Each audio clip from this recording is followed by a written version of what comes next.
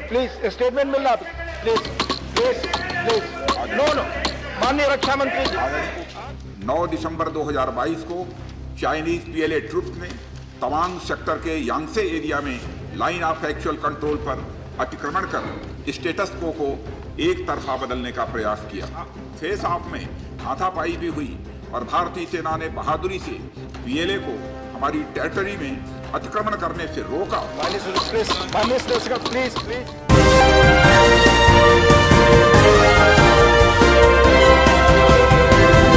चीन और भारत के सैनिकों में अरुणाचल प्रदेश के तवांग में जबरदस्त झड़प जो है वो देखने को मिली है। और इस झड़प के बाद केंद्र सरकार के ऊपर सवाल जो है वो खड़े हो गए हैं कि चीन लगातार जो है हमारे सैनिकों का अपमान कर रहा है, बदसुल्की करता हुआ बॉर्डर पर नजर आ रहा है, पर देश के प्रधानमंत्री जो हैं वो अभी तक इसके ऊपर खामोश हैं। क्यों अभी तक कोई कड़ा एक्शन नहीं लिया गया है, जहां मीडिया उनकी लाल लाल आंखों के बारे में बताता है और यह दिखाता है कि लाल आंखें डरा करके देश के प्रधानमंत्री किसी भी देश को डरा सकते हैं। पर जब बात चीन की आती है तो खामोशी क्यों इख्तियार कर ली जाती है, ये चर्चा का केंद्र बन चुका है। आदाब, नमस्कार, अस्सलाम वालेकुम नाज़रीन। पल पल न्यूज के न्यूज रूम से मैं हूं आपके साथ नदीम अकरम। इन्हीं सब सवालों को लेकर के पार्लियामेंट में आज विपक्ष ने केंद्र सरकार को घेरने की कोशिश की और जब केंद्र सरकार इन सवालों पर बचती हुई नजर आई, विपक्ष की इस बातों को नजरअंदाज किया जाने लगा, तो जबरदस्त हंगामा पार्लियामेंट में देखने को मिला है। किस तरीके से कदम पार्लियामेंट में उठाए गए हैं चीन और भारत के सैनिकों की झड़प को लेकर के, एक बार इस रिपोर्ट पर नजर डालते हैं। तवांग झड़प सहित विभिन्न मुद्दों पर विरोध जताते हुए विपक्षी सदस्य बुधवार को संसद के दोनों सदनों से वॉकआउट कर गए।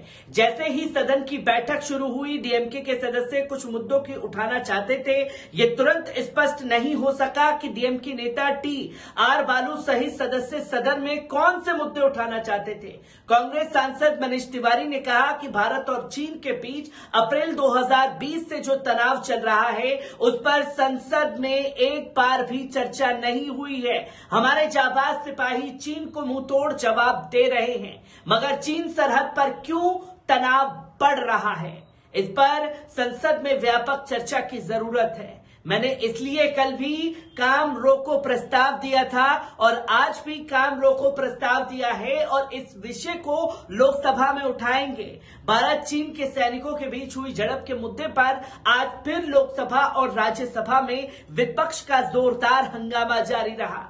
सभी सांसद चर्चा की मांग पर अड़े रहे। संसद के दोनों सदनों लोकसभा और राज्यसभा की कार्रवाई शुरू हो गई। चीन से टकराव के मुद्दे पर दोनों सदन में हंगामे के असर जताए जा रहे हैं। चीन और भारत विवाद और अन्य मुद्दों पर कुछ रणनीतिक बनाने के लिए राज्यसभा में विपक्ष के नेता मल्लिकार्जुन खड़गे ने कक्ष विपक्षी नेताओं में बैठक चल रही है।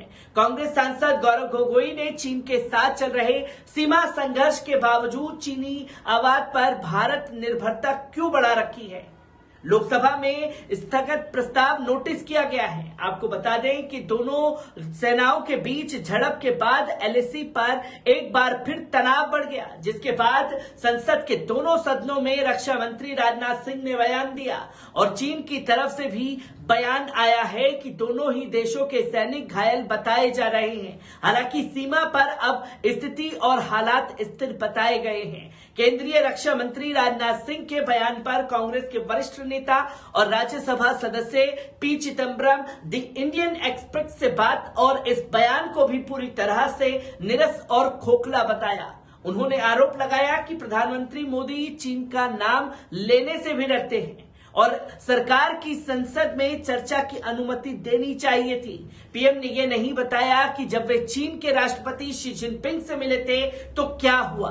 वे कई बार मिस्टर शी से मिल चुके हैं, क्यों उन्होंने शी घुसपैठ के बारे में कुछ बताया या नहीं। राजनाथ सिंह ने भी कोई अलग जानकारी नहीं दी। जो उन्होंने बोला वो हमें पता था। मैं सरकार से पूछना चाहता हूं कि ऐसा कैसे हो सकता है कि चीन ने घुसपैठ की तारीख समय और जगह अपने हिसाब से चुन ली है। ऐसा पहली बार नहीं हुआ। जो चीन को समय पर ऐसी घुसपैठ करने से रोकने के लिए आप क्या कर रहे हैं? केंद्रीय रक्षा मंत्री राजनाथ सिंह ने क्या कहा? राजनाथ सिंह ने संसद में कहा कि 9 दिसंबर 2022 पीएलए सैनिकों ने अरुणाचल के तवांग सेक्टर के एलएसी पर अतिक्रमण यथास्थिति का एक तरफा बदलने का प्रयास किया। चीन के इस प्रयास का हमारी सेना ने दृढ़ता के साथ सामना किया। इस दौरान दोनों पक्ष आमने सामने आ गए, हाथापाई भी हुई। इस झड़प में दोनों ओर के कुछ सैनिकों को चोट आई, लेकिन मैं सदन को बताना चाहता हूं कि झड़प में हमारे किसी भी सैनिक की मृत्यु नहीं हुई है और ना ही कोई गंभीर रूप से घायल हुआ है। उन्होंने सदन में आगे कहा कि मैं इस सदन को चाहता हूं कि हमारी सेनाएं हमारी भौमिक अखंडता को सुरक्षित रखने के लिए पूरी तरह प्रतिबद्ध हैं और इसके खिलाफ किसी भी प्रयास को रोकने के लिए सदैव तत्पर हैं। मुझे विश्वास है कि ये सदन हमारी सेनाओं की वीरता और साहस को एक स्वर से समर्थन देगा। चीन ने क्या कहा? समाचार एजेंसी एएफपी के मुताबिक चीन ने कहा कि भारत से लगी सरहद पर हालत स्थिर है। चीनी विदेश मंत्रालय के प्रवक्ता ने वांग वेनबिन ने कहा कि भारत से सैन्य और राजनीतिक स्तर पर बात चल रही है। भारत में विपक्ष ने क्या कहा है? विपक्ष ने संसद में चीन के मुद्दे पर चर्चा चाहता है, जिसके लिए इनकार के बाद संसद में हंगामा हुआ और विपक्ष ने वॉकआउट कर दिया। कांग्रेस अध्यक्ष मल्लिकार्जुन खड़गे ने कहा कि हम लगातार चीन के मुद्दे को सदन में उठाते रहे हैं। आज भी हम चर्चा करना चाहते थे, लेकिन रक्षा मंत्री ने जवाब नहीं दिया और चले गए। जब सदन में हमने सवाल पूछना चाहा तो हमारी बात नहीं सुनी गई, इसलिए हमने वॉकआउट कर दिया है। हम अपनी सेना के साथ खड़े हैं। एआईएमआईएम नेता बैरिस्टर असदुद्दीन ओवैसी ने कहा कि ये सब इनकी नाकामी है। आप हम सभी को उसी जगह पर लेकर जाइए। देश के प्रधानमंत्री चीन का नाम लेने से डरते हैं। व्यापार असंतुलन के बाद हमारी सेना मार खा रही है। चीन हमारी जमीन में घुसता है। रक्षा मंत्री राजनाथ सिंह ने कहा कि राजकीय नेतृत्व से मुलाकात की। उन्होंने संसद के केंद्र की प्रतिक्रिया पर चर्चा करने के लिए देश के प्रधानमंत्री और वरिष्ठ मंत्रियों के साथ मुलाकात की।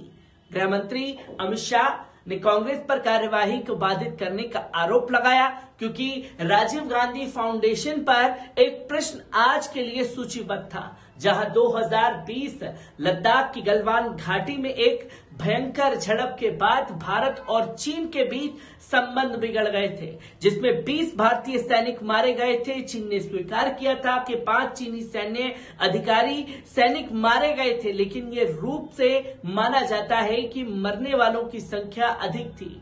बीबीसी ने अपनी रिपोर्ट में लिखा था कि चीन ने साल 1962 में भारत के साथ युद्ध अरुणाचल प्रदेश के आधे से ज्यादा हिस्से पर कब्जा कर लिया था। इसके बाद चीन ने एक तरफा युद्ध विराम घोषित किया और उसकी सेना मैकमोहन रेखा के पीछे चली गई। सामरिक मामला हमेशा इस उधेड़बुन में जब चीन अरुणाचल प्रदेश पर दावा करता है तो 1962 की लड़ाई के दौरान ये क्यों पीछे हट गया? चीन अरुणाचल प्रदेश का दक्षिण तिब्बत इलाका बताता आया है और तिब्बती धर्मगुरु दलाई लामा से लेकर भारतीय प्रधानमंत्री के अरुणाचल प्रदेश के दौरे में आपत्ति जताता रहा है। चीन ने 2009 में पीएम मनमोहन सिंह और 2014 में मोदी के दौर की आपत्ति जताई थी। अरुणाचल प्रदेश के सीएम पेमा खांडू ने कहा था कि यांगत्से मेरी विधानसभा क्षेत्र अंतर्गत आता है और इस साल के जवानों और ग्रामीणों को मिलता हूं। उन्होंने कहा कि अब 1962 जैसी स्थिति नहीं है। अगर कोई अतिक्रमण करने की कोशिश करता है तो हमारे बहादुर सैनिक मुंहतोड़ जवाब देने के लिए तैयार हैं। साथ ही उन्होंने कड़े शब्दों में कहा कि ईंट का जवाब पत्थर से नहीं, ईंट का जवाब लोहा से दे रही हमारी और भारतीय सेना।